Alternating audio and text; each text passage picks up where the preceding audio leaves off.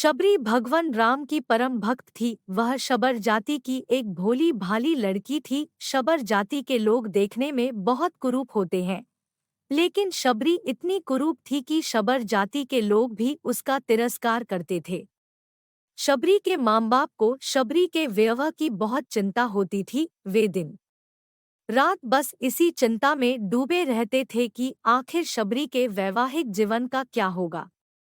आखिरकार शबरी के माता पिता को शबर जाति का एक विवाह योग्य लड़का मिल गया। माता पिता के रात्रि में शबरी का विवाह कर उसे रात्रि में ही विदा कर दिया। उन्हें डर था कि कहीं लड़का शबरी को देखकर विवाह के लिए इनकार न कर दे।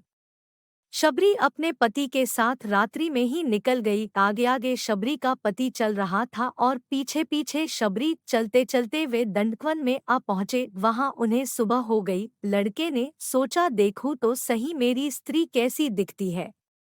लड़के ने पीछे मुड़कर देखा तो शबरी की कुरूपता देखकर वह डर गया। उसे लगा यह तो कोई राक्षस कुल ही है जो मुझे यहीं खा जाएगी। यह सोचकर लड़का शबरी को वहीं छोड़कर भाग गया।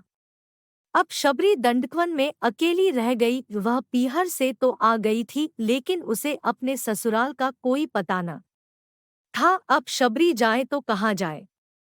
दंडकवन में रहने वाले ऋषि शबरी को अछूत मानकर उसका तिरस्कार करने लगे। उसी वन में मतंग नाम के एक ऋषि महात्मा रहते थे। मातंग ऋषि को शबरी को देखकर उस पर दया आ गई। उन्होंने शबरी पर कृपा कर उसे अपने आश्रम में रहने के लिए शरण दे दी।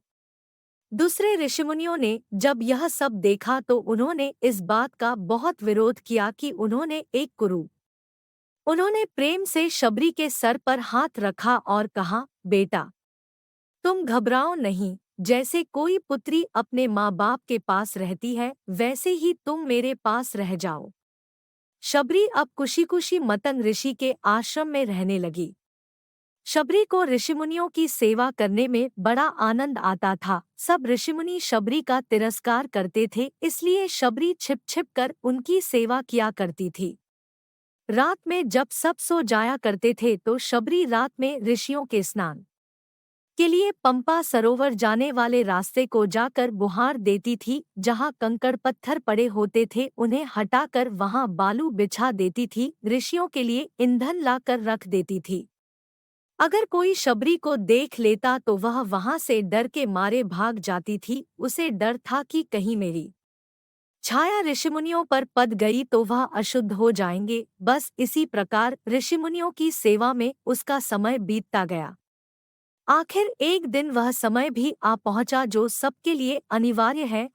मतंग ऋषि का समय छूटने का समय आ गया था। जैसे माँ बाप के मरते समय बालक रोता है, वैसे ही शबरी भी फुट फुट कर रोने लगी थी। रोने के सिवा वह कर भी क्या सकती थी।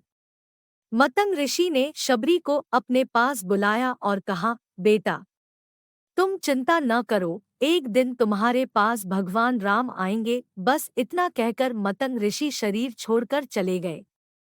अब शबरी दिन रात भगवान राम की प्रतीक्षा करने लगी। रात में किसी जानवर के चलने से पत्तों की खड़खड़ाहट भी होती तो शबरी बाहर आकर देखने लगी कि कहीं भगवान राम तो नहीं आ गए।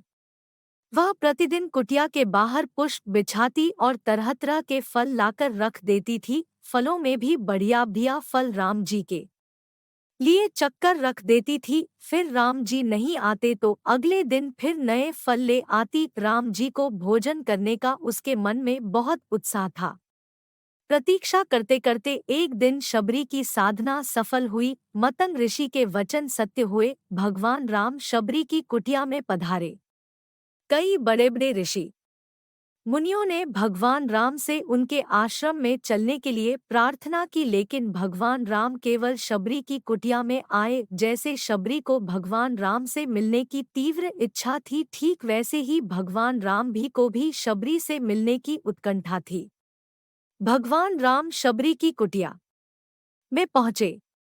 शबरी के आनंद की सीमा नहीं रही। वह भगवान के चरणों में लिपट गई। जल लाकर उनसे भगवान के चरण धोए, फिर आसन बिछाकर भगवान को बैठाया। फल लाकर शबरी ने भगवान के सामने रखे और प्रेम पूर्वक उनको खिलाने लगी।